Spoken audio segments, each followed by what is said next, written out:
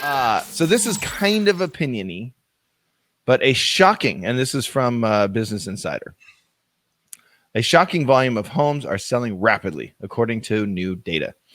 The National Association of Realtors released a report on Tuesday finding that existing home sales reached a 14-year high. That's 2006, if you're doing the math, in August. So, in fact, Bloomberg reported that if homes continue to sell at their current rate, the U.S. would run out of home inventory in just over 3 months. And that's true, but that would also mean that no new homes would, if we just stopped getting new homes, we would run out of inventory, new listings. Meanwhile, most newly minted homeowners already regret their decision. Survey data shows. I'm going to circle back to that because I read that and went, what? Survey says. Yeah. I checked into that survey and it's pretty much BS. So they polled 1,000 respondents, I think they called them.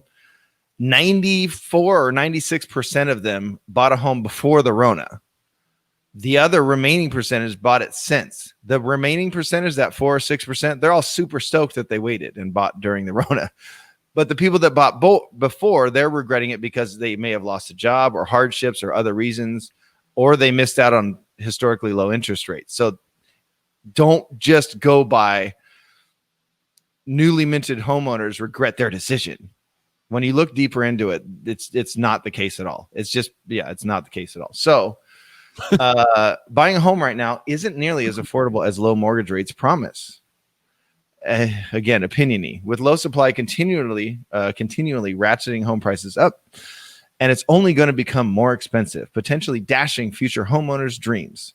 Houses are selling at an almost unbelievable rate, which we've covered just minutes ago. August was the third straight month that existing home sales trended upward per NAR.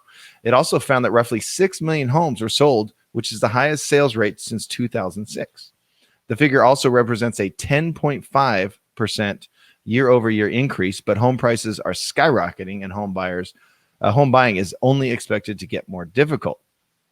Those low mortgage rates, along with the urge to find shelter during the Rona, seem to have brought so many home buyers into the market where bargains are hard to find. Redfin actually found that as of the end of July, lower mortgage rates had given buyers an extra 6.9%. There's a funny joke there. An extra 7% purchasing power. That's pretty rad, right?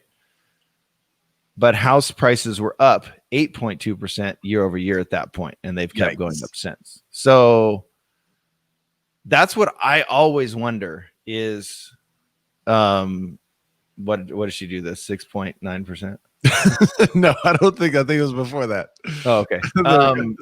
I was on the article. I wasn't reading. I wasn't seeing the show, but that's what I always think is, it's easy to say, well, no, interest rates at 3%, that saves you over the course of 30 years. And we still need to think that way, but it saves you 7%, on average, but home prices are up 8%. Okay. But even if they're up 8%, right? 500,000, they're up to, they're up 40 grand, right? Yep. But over the course of the loan, though, you're saving more in the long run. The purchase price is a one-time thing. The loan is a 30-year fixed. Well, but most people only own their home for 5 to 7 years. Right. So maybe this is going to spur people to own longer because they had to pay up, and they're going to wait for that market to catch up to what they actually paid. It's an interesting discussion to figure out what broke the real estate market and if a short supply real estate market is even broken. Well, that's what I wanted to say. Is it even broken? No, it's not broken. It doesn't seem broken. It just seems like there's a lack of supply due to land, labor, materials, and builders unwilling to build on a lower price point. That's Ray. Ray says that about every 2 weeks. Yep. If builders built in a lower price point, which there's a couple of big national builders that are doing it, but in my opinion, they do a slightly better job on the quality. But if they did start to do that, I think it would improve. Well, it definitely would improve just by adding supply at the lower third of the market.